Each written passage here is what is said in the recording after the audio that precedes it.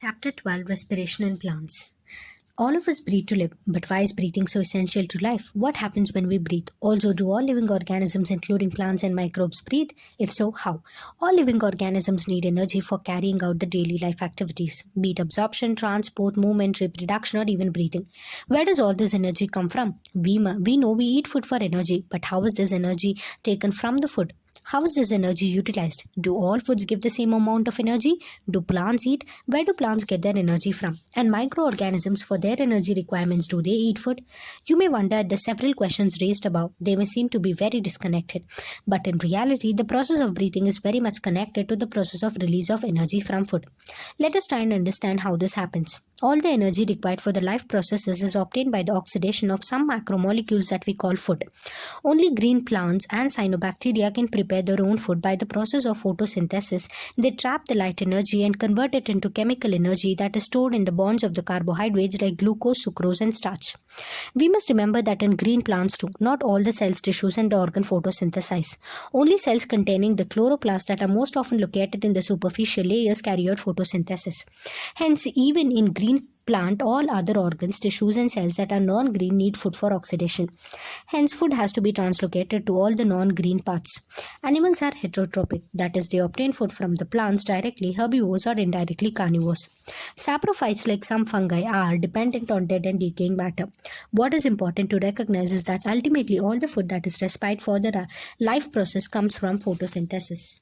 This chapter deals with cellular respiration, or the mechanism of the breakdown of the food materials within the cell to release energy and the trapping of this energy for the synthesis of ATP. Photosynthesis, of course, takes place within the chloroplast in the eukaryotes, whereas the breakdown of the complex molecules to yield energy takes place in the cytoplasm and in the mitochondria, also only in eukaryotes. The breaking of the carbon-carbon bonds of the complex compounds through oxidation within the cells, leading to the release of considerable amount of energy, is called respiration. The compounds that are oxidized during this process are known as respiratory substrates. Usually, carbohydrates are oxidized to release energy, but proteins, fats, and even organic acids can be used as respiratory substances in some plants under certain conditions. During oxidation within a cell, all the energy contained in the respiratory substrates is not released free into the cell or in a single step. It is released in a series of slow stepwise reactions controlled by the enzymes and is trapped as chemical energy in the form of ATP. Hence, it is important to understand that the energy released by oxidation in respiration is not, or rather cannot be used directly, but is used to synthesize ATP, which is broken down whenever and wherever energy needs to be utilized. Hence, ATP acts as the energy currency of the cell. This energy trapped in the ATP is utilized in various energy requiring processes of the organism. And the carbon skeleton produced during respiration is used as the precursor for the biosynthesis of other molecules of the cell. Do plants breathe? Well, the answer to this question is not quite so direct. Yes, plants require O2 for respiration to occur, and they also give out CO2. Hence, plants have systems in place that ensure the availability of O2. Plants, unlike animals, have no specialized organs for gaseous exchange, but they have stomata and lenticels for this purpose. There are several reasons why plants can get along without respiratory organs. First, each plant part takes care of its own gas exchange needs. There is very little transport of gases from one plant part to another. Second, plants do not present great demands for gas exchange. Roots, stems, and leaves respire at rates far lower than animals do. Only during photosynthesis are large volumes of gases exchanged, and each leaf is well adapted to take care of its own needs during these periods. When cell photosynthesize, availability of O2 is not a problem in these cells, since O2 is released within the cell. Third, the distance that the gases must diffuse even in large bulky plants is not great. Each living cell in a plant situated quite close to the surface of the plant. This is true for leaves, you may ask, but what about the thick woody stems and roots? In stems, the living cells are organized in thin layers inside and beneath the bark. They also have opening called lenticels. The cells in the interior are dead and provide only mechanical support. Thus, most of the plant cell have at least a part of their surface in contact with the air. This is also facilitated by the loose packing of the parenchyma cells in the leaf, stems, and roots, which provide an interconnected network of air spaces. The complete combustion of the glucose, which produces carbon dioxide and water as end products, yields energy, most of which is given out as heat. C6H12O6 plus 6O2 gives 6CO2 plus 6H2O plus energy. If this energy is to be useful to the cell, it should be able to utilize it to synthesize other molecules that the cell requires. The strategy that the plant cell uses is to catabolize the glucose molecules in such a way that not all the liberated energy goes out as heat. The key is to oxidize glucose not in one step but in several small steps, enabling some steps to be just large enough such that the energy released can be coupled to ATP synthesis. How this is done is essentially the story of respiration. During the process of respiration, oxygen is utilized and carbon dioxide, water, and energy are released as products. The combustion reaction requires oxygen, but some cells live where oxygen may or may not be available. Can you think of such situations and organisms where O2 is not available? There are sufficient reasons to believe that the first cells on this planet lived in the atmosphere but that lacked oxygen. Even among present day living organisms, we know of several that are adapted to anaerobic conditions. Some of these organisms are the facultative anaerobes, while in others, the requirement for anaerobic condition is obligate. In any case, all living organisms retain the enzymatic machinery to partially oxidize the glucose without the help of oxygen. This breakdown of glucose to pyruvate is called as glycolysis. Glycolysis. The term glycolysis has originated from the Greek words glykos for sugar and lysis for splitting. The scheme of glycolysis was given by Gustav Emden, Otto Meyerhoff, and J. Partners and is often referred to as the EMP pathway. In anaerobic organisms, it is only the process in respiration. Glycolysis occurs in the cytoplasm of the cell and is present in all living organisms. In this process, glucose undergoes partial oxidation to form two molecules of pyruvic acid. In plants, this glucose is derived from the sucrose, which is the end product of photosynthesis, or from storage carbohydrates. Sucrose is converted into glucose and fructose by the enzyme invertase, and these two monosaccharides readily enter the glycolytic pathway. Glucose and fructose are phosphorylated to give rise to glucose 6-phosphate by the activity of the enzyme hexokinase. This phosphorylated form of the glucose then isomerizes to produce the fructose 6-phosphate. Subsequent steps of metabolism of the glucose and the fructose are the same. The various steps of the glycolysis are depicted in figure 14.4. In glycolysis, a chain of 10 reactions under the control of different enzymes takes place to produce pyruvate from glucose. While studying the steps of glycolysis, please note the steps at which the utilization of the synthesis of ATP, or in this case NADH plus H plus takes place. ATP is utilized at two steps. First, in the conversion of the glucose into glucose 6-phosphate, and second, in the conversion of the fructose 6-phosphate into fructose 1,6-biphosphate. The fructose 1,6-bisphosphate is split into dihydroxyacetone phosphate and 3-phosphoglyceraldehyde PGAL. We find that there is one step where NADH plus H plus is formed from NAD plus. This is when 3-phosphoglyceraldehyde PGAL is converted to 1,3-bisphosphoglycerate PPGA. Two redox equivalents are removed in the form of two hydrogen atoms from PGAL and transferred to a molecule of NAD plus. PGAL is oxidized and with inorganic phosphate to get converted into BPGA. The conversion of BPGA to 3-phosphoglyceric acid PGA is also an energy yielding process. This energy is trapped by the formation of the ATP. Another ATP is synthesized during the conversion of the PEP to pyruvic acid. Can you then calculate how many ATP molecules are directly synthesized in this pathway from one glucose molecule? Pyruvic acid is then the key product of the glycolysis. What is the metabolic fate of the pyruvate? This depends on the cellular need. There are three major ways in which different cells handle the pyruvic acid produced by glycolysis. These are lactic acid fermentation, alcoholic fermentation, and aerobic respiration. Fermentation takes place under anaerobic condition in many prokaryotes and unicellular eukaryotes. For the complete oxidation of the glucose into carbon dioxide and H2O, however, organisms adopt Krebs cycles, which is also called as the aerobic respiration. This requires oxygen supply.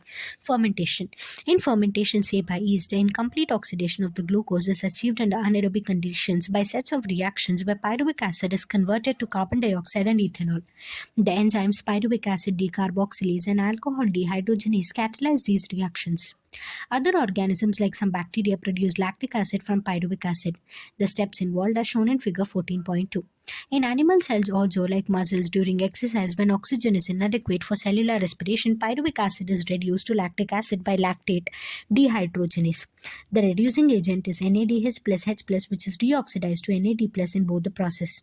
In both lactic acid and alcohol fermentation, not much energy is released. Less than 7% of the energy in glucose is released, and not all of it is trapped as high energy bonds of ATP. Also, the processes are hazardous. Either acid or alcohol is produced.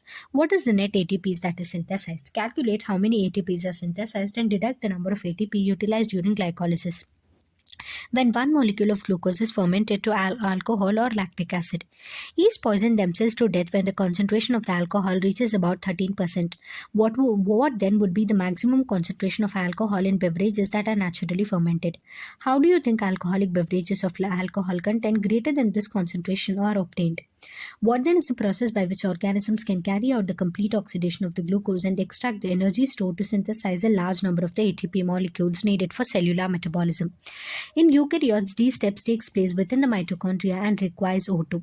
Aerobic respiration is the process that leads to the complete oxidation of the organic substances in the presence of oxygen and releases carbon dioxide, water, and large amount of energy present in the substrate. This type of respiration is most common in our higher organisms. We will look at these processes in the next section. Aerobic respiration. Aerobic respiration takes place within the mitochondria. The final product of glycolysis, pyruvate, is transported from the cytoplasm into the mitochondria. The crucial events in aerobic respiration are the complete oxidation of the pyruvate by the stepwise removal of all the hydrogen atoms, leaving 3 molecules of carbon dioxide, the passing on of the electrons removed as part of the hydrogen atoms to a molecular O2 with simultaneous synthesis of ATP. What is interesting to note is that the first process takes place in the matrix of the mitochondria, while the second process is located on the inner membrane of the mitochondria. Pyruvate, which is formed by the glycolytic catabolism of carbohydrates in the cytosol after it enters mitochondrial matrix, undergoes oxidative decarboxylation by a complex set of reactions catalyzed by pyruvic dehydrogenase. The reactions catalyzed by pyruvic dehydrogenase require the participation of several coenzymes including NAD+ and coenzyme A. Pyruvic acid plus coenzyme A plus NAD+ in the presence of Mg2+ and pyruvate dehydrogenase gives acetyl coenzyme A, carbon dioxide, NADH plus H+. During this process, 2 molecules of NADH are produced from the metabolism of 2 molecules of pyruvic acid produced from 1 glucose molecule during glycolysis. The acetyl coenzyme A then enters the cyclic pathway tricarboxylic acid cycle, commonly called as the Krebs cycle after the scientist Hans Krebs who first elucidated it. Tricarboxylic acid cycle. The TCA cycle starts with the condensation of the acetyl group with the oxaloacetic acid OAA and water to yield citric acid. The reaction is catalyzed by the enzyme citrate synthase and a molecule of the COA is released. Citrate is then isomerized to isocitrate. It is followed by 2 successive steps of decarboxylation leading to the formation of alpha-ketoglutaric acid and then succinyl coenzyme A. In the remaining steps of citric acid cycle, succinyl coenzyme A is oxidized to oxaloacetic acid, allowing the cycle to continue. During the conversion of succinyl coenzyme A to succinic acid, a molecule of GTP is synthesized. This is a substrate level phosphorylation. In a coupled reaction, GTP is converted to GDP with the simultaneous synthesis of ATP from ADP.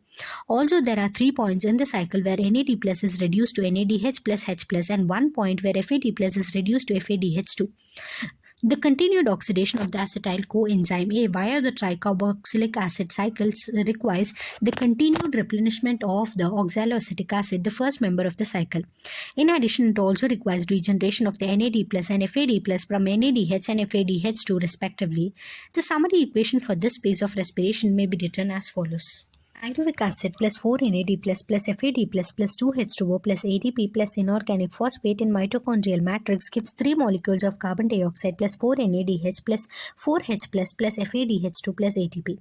We have till now seen that glucose has been broken down to release carbon dioxide and 8 molecules of NADH plus H plus. 2 of FADH2 have been synthesized besides just 2 molecules of ATP. You may be wondering why we have been discussing respiration at all. Neither O2 has come into the picture nor the promised large number of ATP has yet been synthesized. Also, what is the role of the NADH plus H plus and FADH2 that is synthesized? Let us now understand the role of O2 in respiration and how ATP is synthesized. Electron transport system ETC and oxidative phosphorylation. The following steps in the respiratory process are to release and utilize the energy stored in the NADH plus H plus and FADH2. This is accomplished when they are oxidized through the electron transport system and the electrons are passed on to the O2 resulting in the formation of H2O. The metabolic pathway through which the electron passes from one carrier to another is called the electron transport system ETS and is present in the inner mitochondrial membrane. Electrons from NADH produced in the mitochondrial matrix during the citric acid cycle are oxidized by the NADH dehydrogenase complex 1 and the electrons are then transferred into ubiquinone located within the inner membrane.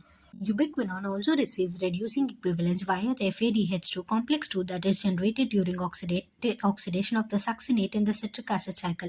This reduced ubiquinol is then oxidized with the transfer of the electrons to cytochrome C via the cytochrome BC1 complex. Complex 3. Cytochrome C is a small protein attached to the outer surface of the inner membrane and acts as a mobile carrier for the transfer of the electrons between the complex 3 and 4. Complex 4 refers to the cytochrome C oxidase complex containing cytochromes A and A2, A3 and 2 copper centers. When the electrons pass from one carrier to another via complex 1 to 4 in the electron transport chain, they are coupled to ATP synthase complex 5 for the production of ATP from ADP and inorganic phosphate. The number of ATP molecules synthesized depends on the nature of the electron donor. Oxidation of one molecule of the NADH gives rise to 3 molecules of ATP, while that of one molecule of FADH2 produces 2 molecules of ATP. Although the aerobic process of the respiration takes place only in the presence of oxygen, the role of oxygen is limited to the terminal stage of the process. Yet the presence of oxygen is vital since it drives the whole process by removing hydrogen from the system. Oxygen acts as the final hydrogen acceptor. Unlike photophosphorylation, where it is the light energy that is utilized for the production of the proton gradient required for phosphorylation, in respiration it is the energy of the oxidation reduction utilized for the same process. It is for this reason that the process is called oxidative phosphorylation. You have already studied about the mechanism of membrane-linked ATP synthesis as explained by chemiosmotic hypothesis in the earlier chapter. As mentioned earlier, the energy released during the electron transport system is utilized in synthesizing ATP with the help of the ATP synthase complex 5.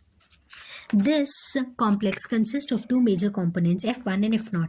F1 headpiece is a peripheral membrane protein complex and contains a site for the synthesis of ATP from ADP and inorganic phosphate.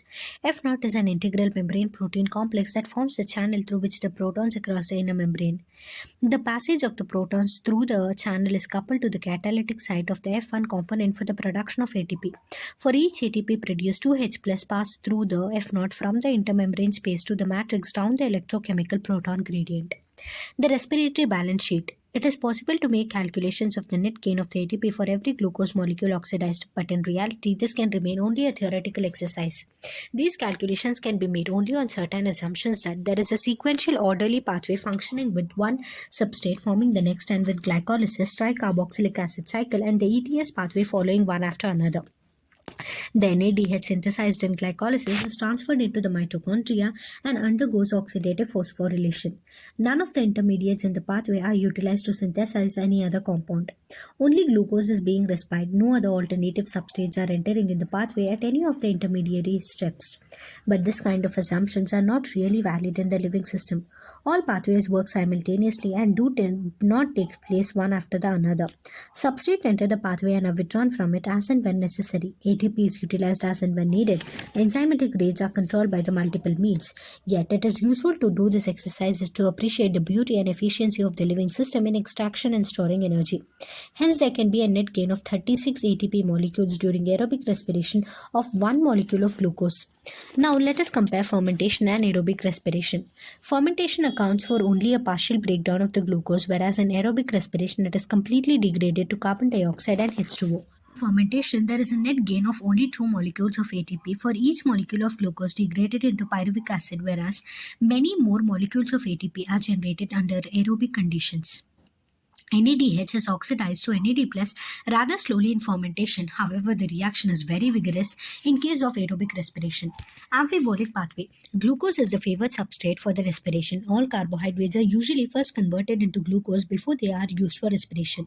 Other substrates can also be respired and has been mentioned earlier, but then they do not enter the respiratory pathway at the first step. See figure 14.6 to see the points of entry of different substrate in the respiratory pathway. Fats would need to be broken down into glycerol and fatty acids first. If fatty acids were to be respired, they would first be degraded to acetyl coenzyme A and enter the pathway. Glycerol would enter the pathway after being converted into PGAL. The proteins would be degraded by proteases and the individual amino acids after deamination, depending on their structure, would enter the pathway at some stage within the Krebs cycle or even as pyruvate or acetyl coenzyme A. Since respiration involves breakdown of the substrate, the respiratory process has traditionally been considered a catabolic process and the respiratory pathway a catabolic pathway.